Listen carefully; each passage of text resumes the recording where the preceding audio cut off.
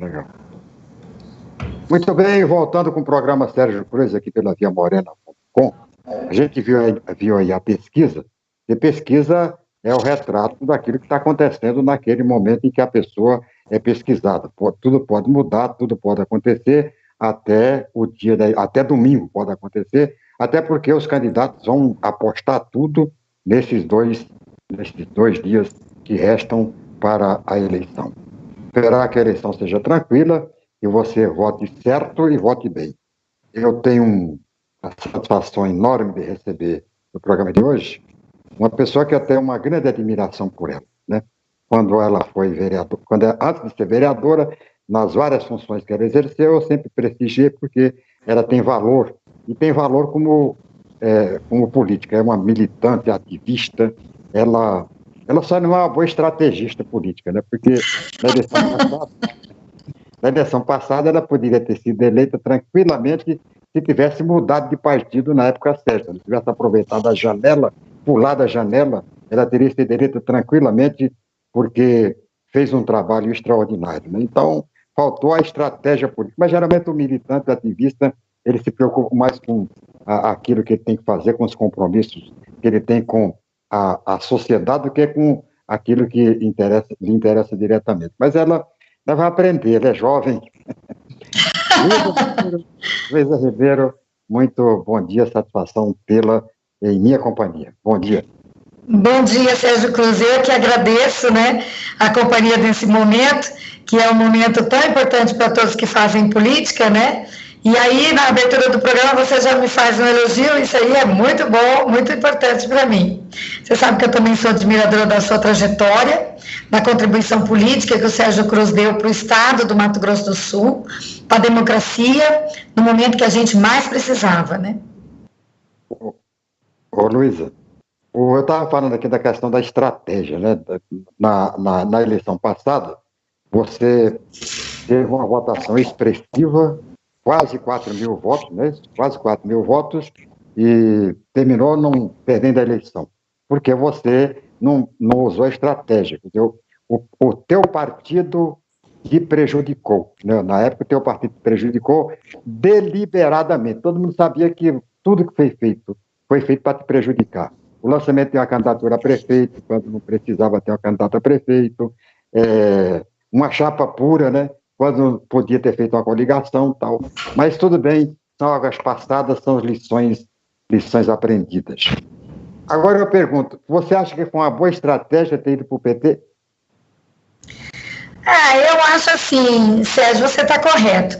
Às vezes a gente na militância política, a gente faz uma disputa eleitoral, mas não distancia as eleições da militância política, enfim, de todo um outro conjunto de participação política. Então, para nós, os militantes, não tanto faz por qual partido nós vamos. Você sabe disso.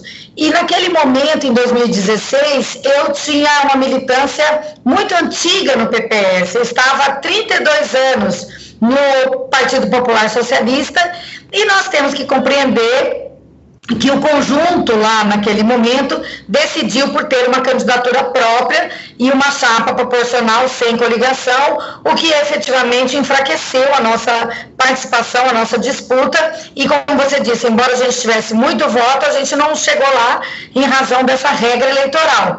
E agora muita gente, não é só você, me faz a mesma pergunta. Trocou agora pelo PT, será que é um bom momento do Partido dos Trabalhadores? Porque o Partido dos Trabalhadores esteve na presidência da República com o Lula 2 vezes, com a Dilma também por 2 vezes, só que não completou o mandato. E aí tem todo um movimento, né, na sociedade que critica o PT. Às vezes a gente, no nosso olhar, também há uma crítica que é injusta, exagerada, não é? E aí as pessoas perguntam, mas foi boa coisa mudar para o PT? Para mim foi o partido que eu deveria ir nesse momento. O PPS, que é um partido que eu militei há muito tempo, mudou para o Cidadania, se transformou numa outra organização partidária, com alguns princípios e pensamentos que não estavam próximos do que eu penso, e aí, consultando os demais partidos, eu sempre tive muito mais identidade com o Partido dos Trabalhadores. E se tiver alguma dificuldade momentânea, eu não posso também me negar a fazer a filiação por esse oportunismo. Não está bom agora, não vai, espera melhorar. Não pode ser assim. A gente tem que ir para construir juntos, para atravessar as dificuldades, e o eleitor, compreendendo, né, essa posição mais política, mais ideológica da gente. Temos conversado bastante nesses dias da eleição, muitos fazem essa pergunta, mas aí depois que a gente explica que tem essa identidade de luta e que não é só andar nos caminhos mais fáceis, a política não é isso, a política é ingressar e militar em favor daquilo que a gente tem como crença, como naquilo que a gente acredita. E aí, se tá bom ou se tá ruim, depende também, né? Como você falou agorinha, as coisas vão mudando, a gente traz argumentos, os fatos acontecem e a gente vai debatendo com as pessoas. Luísa, como é que é fazer uma campanha junto com a pandemia? Difícil. Muito difícil. Para tudo eu acho que foi muito difícil, né? Para a vida da gente, para as crianças estudarem, para as pessoas fazerem a sua atividade comercial, prestação de serviço, enfim, para tudo foi difícil. Mas para a campanha eleitoral foi muito diferente, porque até a campanha anterior o que a gente sabia fazer era se envolver com as pessoas, conversar, fazer reunião, andar pela rua, né? E aí fazer uma campanha eleitoral na pandemia, você está muito limitado a fazer um encontro físico, um encontro pessoal. Esses mecanismos da internet, eles não alcançam todas as pessoas têm dificuldade de acesso à internet, isso é uma realidade, Sérgio, que a gente vai ter que enfrentar, inclusive o poder público o poder municipal vai ter que fazer investimentos para que a gente tenha internet de banda larga, gratuita, ao maior número de pessoas, porque muita gente não consegue baixar um vídeo que a gente produz, você manda uma gravação para os amigos e tal, as pessoas mandam um aplausozinho, mas não conseguem baixar aquele vídeo porque não tem o acesso adequado à internet. Muita gente quer participar das lives, quer participar dos encontros pela internet, mas não tem acesso. Aliás, a própria internet nos vende uma coisa e não entrega aquilo que ela diz que vai entregar. E prejudica todos nós na comunicação. E comunicação é o mais importante numa campanha eleitoral. Como é que você argumenta, como é que você apresenta as suas ideias, a sua proposta, se você não alcança o eleitor? Fisicamente, fica limitado, não dá para bater na casa das pessoas, tem que ir só na oportunidade de encontrá-las e tal. E pela internet, muita gente está excluído desse direito de comunicação. Então, nós também trouxemos na nossa proposta, como candidata a vereadora, estar lá na Câmara para provocar o município de Campo Grande a construir um programa de acesso universal e gratuito à internet, né, internet de banda larga. É possível isso. O Uruguai, a gente anda pelo Uruguai inteiro e recebe o sinal da internet sem problemas, gratuito. E aqui em Campo Grande, a gente precisa criar um programa de acesso às pessoas na internet para fazer os negócios funcionarem. Pequenos negócios precisam da internet e ela não está oferecida a contento, negócios são interrompidos, ao crescimento individual das pessoas e das famílias, o estudo das crianças, enfim, a prefeitura vai ter que pensar um programa e se atirar nisso, porque é um elemento construtor, não só de cidadania, mas de desenvolvimento econômico e de desenvolvimento pessoal das pessoas. Eu coloquei isso na nossa proposta. Você foi auxiliar na Prefeitura Municipal em gestões anteriores, sempre atuando na área social, né? E sempre gostou disso e sempre se deu muito bem nessa área social. O que você acha que está faltando, né, na assistência social do município e que você, como vereadora, pode contribuir para completar? Olha, Sérgio, uma das preocupações maiores que eu me dediquei, já desde o primeiro mandato, relativamente às questões sociais da cidade, e que estão na responsabilidade do prefeito e da Câmara, porque também não adianta a gente debater questões que são de responsabilidade do governo federal ou do governo estadual, porque esse debate vai ser em 2022. Mas são questões que são de responsabilidade da prefeitura e que poderiam transformar a vida das pessoas aqui em Campo Grande. Entre elas, a mais preocupante é a oferta de vagas na educação infantil. São as creches, os CEINFs. Eu não sei se você tem essa informação, Sérgio, mas Campo Grande tem 14 mil crianças, mais de 14 mil crianças, quase 15 mil crianças à espera de uma vaga no CEINFs, na educação infantil. São 7.600 crianças à espera de vaga na creche, a gente chama de creche, aquela primeira fase, que é do 0 ao 3 anos, e mais quase 7 mil crianças à espera de vaga no 4 e 5 anos, que a gente chama de pré-escola. A creche, a escola é muito importante para as famílias. Você sabe que quem tem filhos são as pessoas jovens, né? Graças a Deus também, pessoas velhas como nós não têm mais filhos, ainda bem, né? Mas a gente sabe que até no mundo animal, o bicho que cria é o bicho jovem, né? Então as pessoas, enquanto são jovens, é que fazem as suas famílias. E aí esse jovem não tem formação profissional concluída, não tem experiência profissional, ganha um pequeno salário, não tem patrimônio, pai e mãe às vezes ajudam, mas também tem dificuldade. E aí a vaga na educação infantil é muito importante para liberar a mãe e o pai para trabalharem, para estudarem. E o que acontece aqui em Campo Grande? Na época do governo da Dilma, em 2012, ela mandou para cá, né, recursos para a construção de 31 unidades novas de educação infantil, cada uma para atender 224 crianças. E o que nós resultamos depois de 8 anos? Nós tivemos 5 prédios inaugurados e que estão funcionando, e 9 convênios foram rescindidos e o dinheiro devolvido pelo atual prefeito, e tem 14 obras da educação infantil totalmente paralisadas, né? E isso é um grande prejuízo. Se eu posso me envolver nas questões sociais, como você falou, na Câmara dos Vereadores, enfim, em todos os sentidos da minha militância política, é para dizer, o tempo da criança não para. E nós, como vereadores e quem for ser prefeito, é preciso ter urgência nisso, terminar as construções e abrir essas 14 escolas de educação infantil, que daí nós vamos atender pelo menos a metade dessa fila, né, de crianças que estão à espera da educação infantil. Esse é um instrumento que transforma a vida das pessoas, e geralmente a vida das pessoas mais pobres. Tira as crianças dessa insegurança.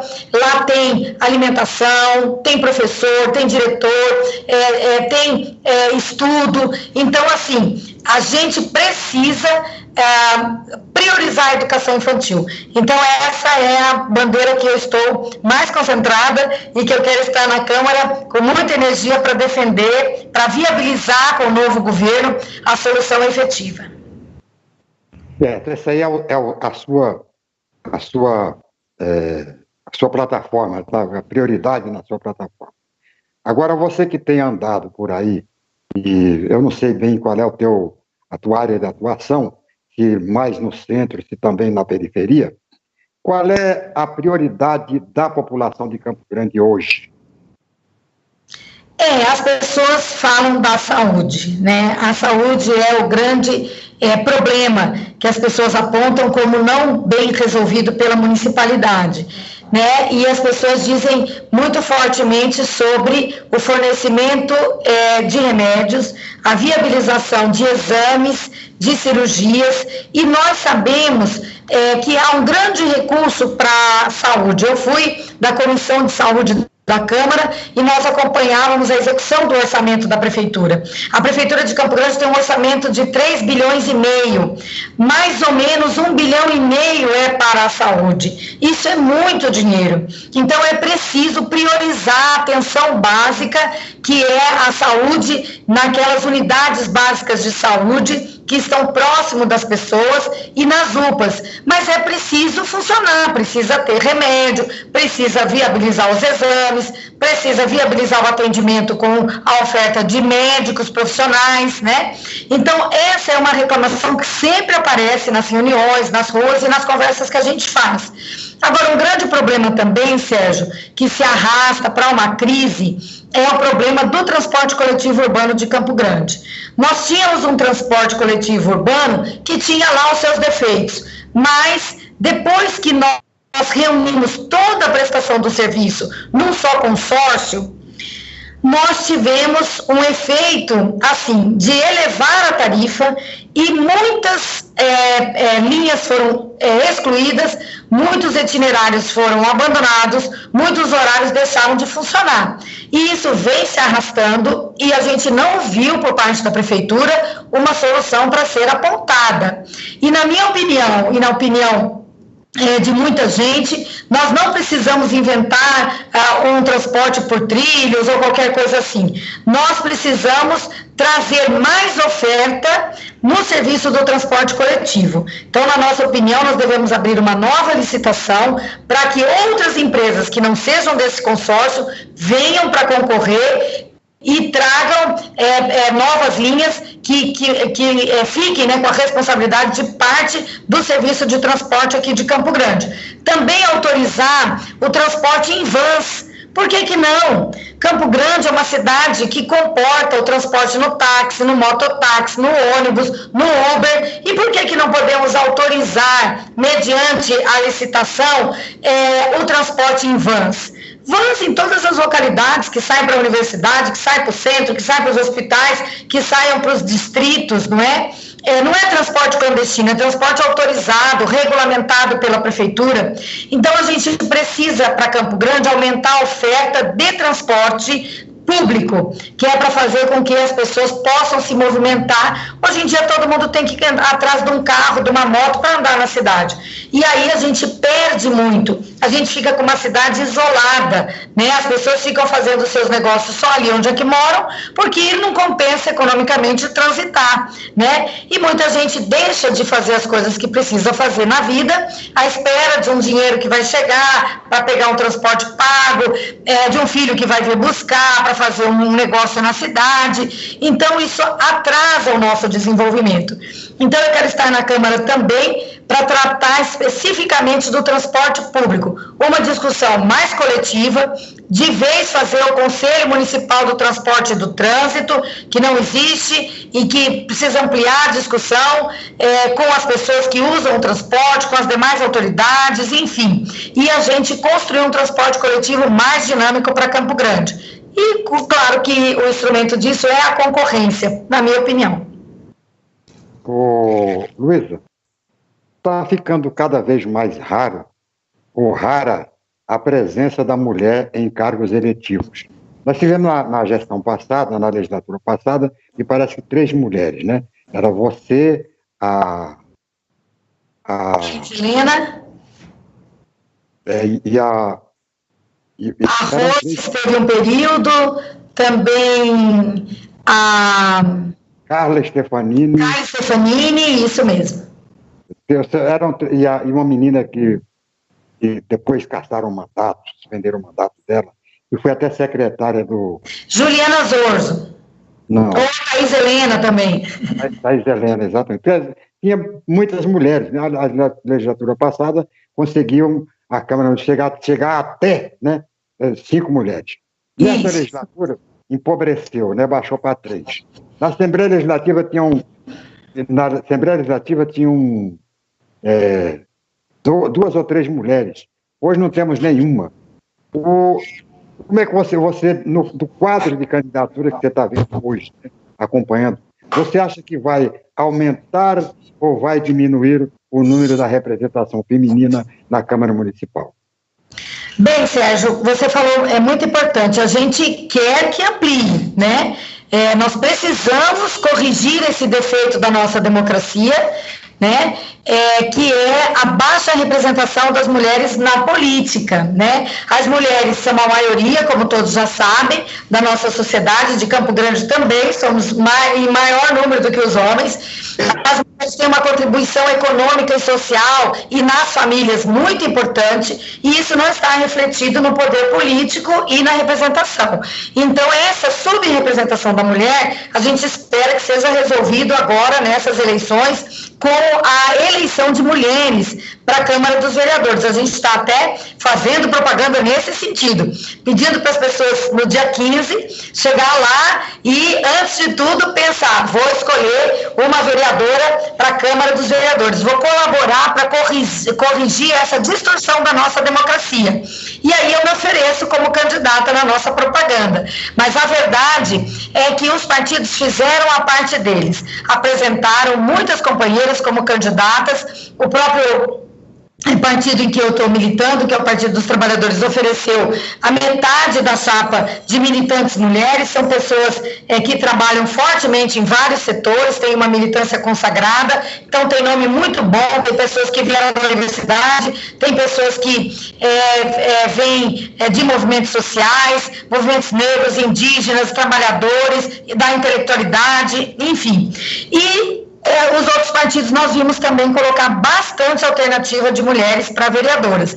Mas isso depende do eleitor e a gente precisa de um diálogo com esse eleitor, que nós estamos fazendo nesse momento, que você nos proporciona, para dizer para ele, olha, se você quer colaborar com a democracia, se você quer uma Câmara mais representativa de Campo Grande, vote no dia 15 em mulheres. Chega lá, escolha a sua candidata a vereadora e marca lá que ela vai ter um sorriso para você lá na urna, com certeza, né? Então, nós precisamos chegar pelo menos com 14 mulheres na Câmara dos Vereadores até no domingo. Então, eu vou aproveitar esse seu espaço maravilhoso para dizer para todo mundo isso. Vote em mulheres, é muito importante para corrigir a distorção da democracia que ainda vige aqui. Te corrigindo, nós temos 2 mulheres na Câmara, não são 3 agora, só temos 2 vereadoras nessa legislatura e precisamos corrigir isso. É uma justiça que se faz com as mulheres e também é uma cidade melhor, porque vai ter uma intervenção, um olhar de mulheres, o que a gente precisa e sabe que é diferente do homem, né? Luísa, para finalizar a nossa entrevista de hoje, gostaria que você respondesse uma pergunta que você gostaria que eu tivesse feito para você e não fiz. Que difícil responder uma pergunta que você não fez, mas que eu gostaria que fizesse. Você andou bem, né, em todas as áreas, a minha escolha política, você falou bem e tal. Mas, assim, uma questão que eu tenho colocado bastante nessa eleição, nas campanhas eleitorais, é sobre a pessoa com deficiência. E talvez eu gostaria de responder uma pergunta assim: essa cidade de Campo Grande enxerga todo mundo? Então eu vou responder, essa cidade precisa enxergar as pessoas com deficiência, essa cidade precisa considerar a pessoa com deficiência, e ela não considera. Quem vive com uma deficiência, quem tem um filho com deficiência, quem convive com uma pessoa que está acamada, ou tem síndrome de Down, ou tem autismos, ou a pessoa é cadeirante, ou tem cegueira, ou surdez, essa pessoa paga a mesma coisa de impostos do que nós, né, que não somos pessoas com deficiência, mas ela recebe da cidade muito menos do que nós recebemos, Sérgio Cruz.